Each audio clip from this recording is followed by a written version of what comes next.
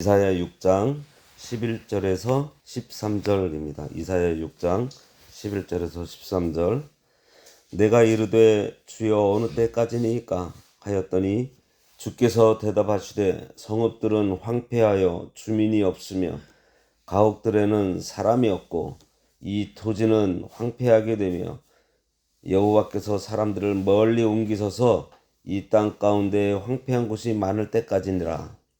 그 중에 10분의 1이 아직 남아있을지라도 이것도 황폐하게 될 것이나 밤나무와 상수리나무가 배임을 당하여도 그 구루터기는 남아있는 것 같이 거룩한 씨가 이 땅의 구루터기니라 하시더라.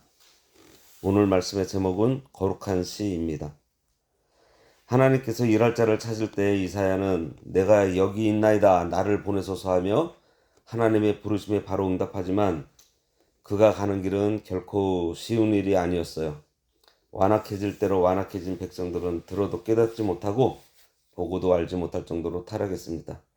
많은 고난과 위협이 있을 줄 알고 있었지만 사도 바울의 고백처럼 내가 능력 주시는 자 안에서 모든 것을 할 수 있습니다. 그런 믿음으로 이사야는 사명을 감당했습니다. 그러나 이사야가 하나님의 말씀을 전하면 전할수록 이스라엘 백성들은 말씀과 상관없이 자기 멋대로 살았고 오히려 이사야를 핍박하는 자리까지 가는 악한 세대가 되어 하나님께서 유기할 것을 선포하기도 했어요. 오늘은 그러한 가운데서도 거룩한 씨를 남겨놓으셨다는 말씀과 함께 하나님께서 이사야를 부르신 사건에 대해서 정리를 하겠습니다. 11절에서 12절에 내가 이르되 주여 어느 때까지니까 하였더니 주여 어느 때까지입니까? 이사야는 완악한 이스라엘 백성을 언제까지 영적인 귀와 눈과 마음이 고침받지 못하게 하고 그들을 영적 무감각과 무지한 채로 두어서 유기죠. 그들이 결국 심판을 받게 되는 상태가 언제까지 지속될 것인가를 묻습니다.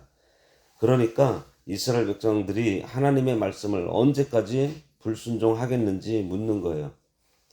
이사야는 비록 죄에 대해서는 징계하시더라도 한번 택한 백성만큼은 결코 버리시지 않으시는 하나님의 신실하신 사랑에 대한 확신이 있었기 때문에 심판이 끝날 때와 자기의 민족이 회복될 때가 언제인지를 안타까운 심정으로 묻고 있는 것입니다.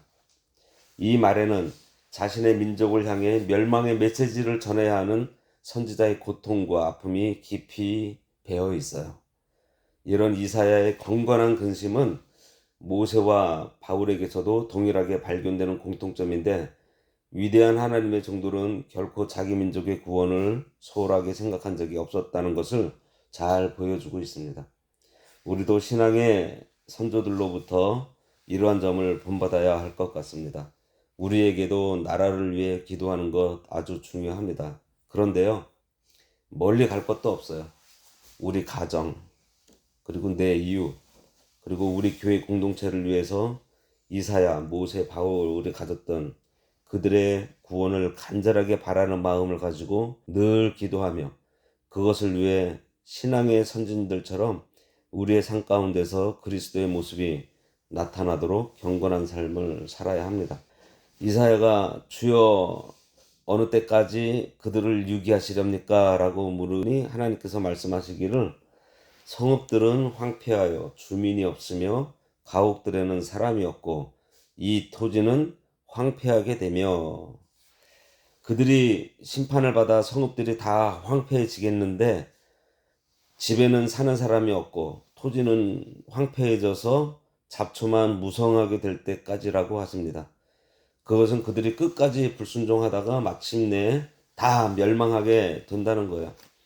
유다 백성은 그 바벨론의 침략을 받아 성읍들이 황폐해지고 사람이 많이 죽고 포로로 잡혀갔습니다. 이것은 구체적으로 주전 586년에 있었던 바벨론의 침략을 예언한 거예요. 예수님 당시에도요, 유대인들이 회개하지 않고 불순종함으로 예수님께서 심판을 예고하셨는데 그들이 끝까지 회개하지 않고 불순종하다가 주 70년에 로마 군대에게 예루살렘 성이 완전히 파괴되고 황폐해졌습니다.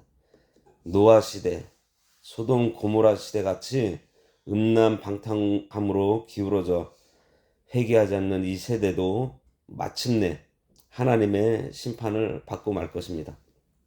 12절에 사람들을 멀리 옮기셔서 이 땅 가운데 황폐한 곳이 많을 때까지니라고 했는데, 이것은 남유다 백성들이 바벨론의 포로로 끌려갈 것에 대한 보다 구체적인 암시입니다. 앞절에 성읍이 황폐해져서 집에는 사람이 살지 못하고 토지는 황무지가 되는 처참한 가운데에서 혹시 생존했다고 하더라도 곧 그들은 포로로 끌려가게 됨으로써 하나님의 철저한 심판의 쓴맛을 맛보게 될 것이라는 거예요. 이 말씀은 죄에 대한 하나님의 철저한 심판은 세상의 어느 누구도 막을 수 없는 불가항력적인 것을 잘 나타내주고 있습니다. 우리가 잘 알고 있듯이 선지자의 특징은 무엇보다 늘 소망의 메시지를 준다는 거예요. 하나님의 공의와 사랑을 늘 함께 설명하고 있습니다. 성도는 바로 하나님의 공의와 사랑 안에서 사는 사람들이에요. 우리가 믿고 구원받은 십자가 사건 안에는 죄에 대해서는 단호하셔서 독생자 예수를 죽이시기까지 하시는 하나님의 공의, 그리고 독생자를 죽이면서까지 우리를 살리시려는 하나님의 사랑이 고스란히 담겨져 있기 때문입니다. 우리가 믿는 그 믿음, 예수 그리스도의 십자가와 부활, 즉 복음은 하나님의 공의와 사랑에 대한 우리의 믿음인 것이요. 처참한 결과를 맞이하게 될 이 이스라엘에게 어떤 소망의 말씀을 주시는가? 13절에 보면 그 중에 10분의 1이 아직 남아있을지라도 이것도 황폐하게 될 것이나 밤나무와 상수리나무가 배임을 당하여도 그 그루터기는 남아있는 것 같이 거룩한 씨가 이 땅의 그루터기니라 하시더라. 10분의 1은 역사적으로는 바벨론 군대가 유다를 침략하여 모든 유력한 자를 포로로 잡아가고 유다 땅에는 미약한 자만 남게 될 것을 가리킵니다. 그런데 뭐라고 하시죠? 이것도 황폐하게 될 것이나 남아있던 미약한 자들도 마저 심판받아 철저하게 나라가 망하게 될 것을 말합니다. 그런데 이어져서요. 그러나 밤나무와 상수리나무 같은 큰 나무가 베어지면은 나무가 죽은 것 같은데 그 후로 비가 오고 세월이 지나면은 잘려진 그 밑둥 구루터기에서는 새눈이 하나씩 터져서 새싹이 올라오는 것처럼 이스라엘이 다 망하는 것 같아도 남은 자가 있다는 거예요.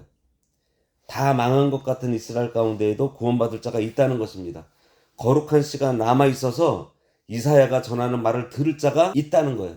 이사야가 전하는 말씀을 믿고 따를 자가 나온다는 거예요.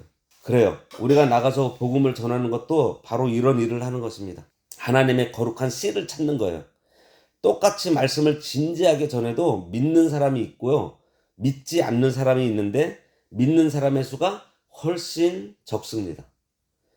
그래서 우리는 포기하지 말고 끈기 있게 전해야 돼요. 낙심하지 말고 전하면 반드시 돌아오는 자가 있기 마련입니다. 왜죠?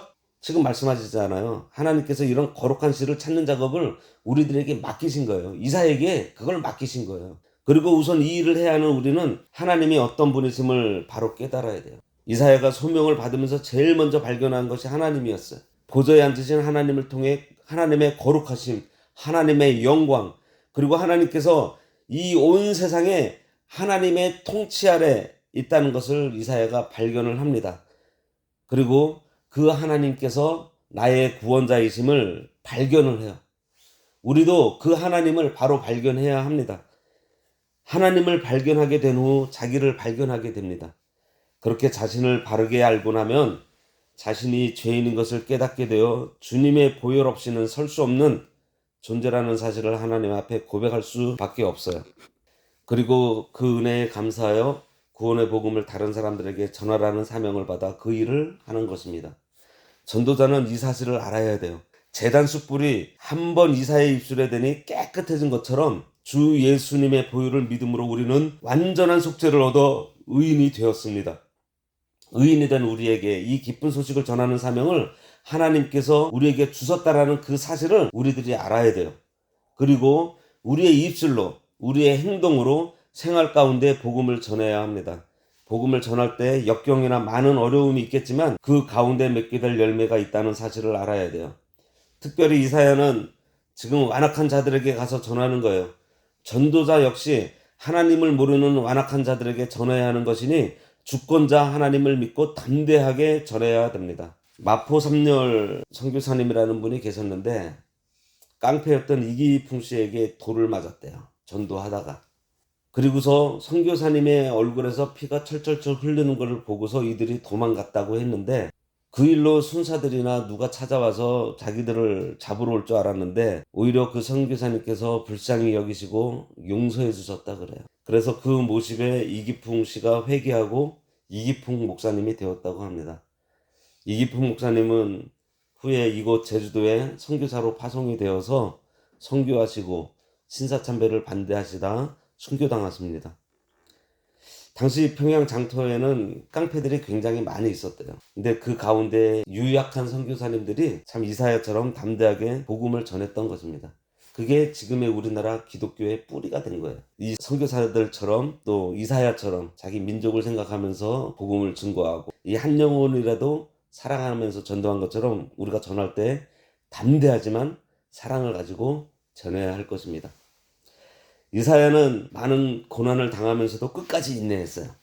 우리 하나님의 일꾼들은 겸손히 하나님을 의지하고 담대하게 소망을 가지고 인내하며 끝까지 증인의 사명을 다해야 합니다.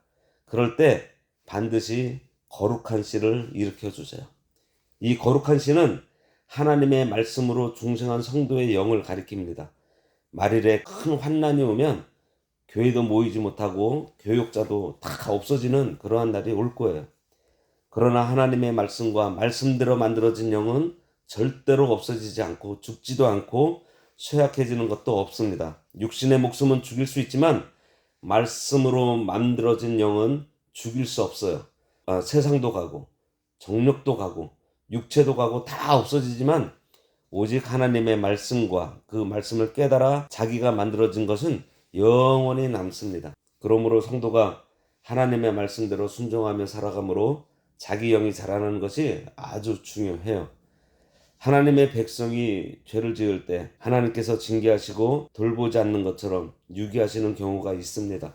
그러나 이사야는 하나님께서 유다 백성을 반드시 구원해 주실 것을 믿고 하나님을 바라본 것처럼 우리도 하나님께서 응답해 주시지 않을 때에 회개하고 하나님의 손길을 기다리며 하나님을 바라보면 반드시 구원해 주시는 날이 옵니다. 아프게 하시다가 싸매시고 상하게 하시다가 그 손으로 고치시는 하나님이십니다. 기도하겠습니다.